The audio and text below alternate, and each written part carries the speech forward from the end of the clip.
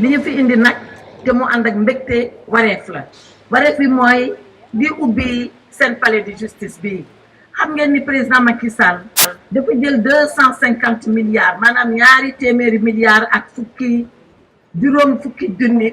fukki milliards mu jagleel ko ji tabax ci justice nag yàgg naa nekk domaine bi nga xam ni tabax ba ama fa woon doole liñ fa amoon ci kaw maam yi rek ci foofu lañ daan dem di fa àtte président Macky Sall ñu ne moom day soppi doxalin mooy yëkkati alal bu takku boobu nee nañ tabax palais de justice tey nag ñu commencé ko Rufisque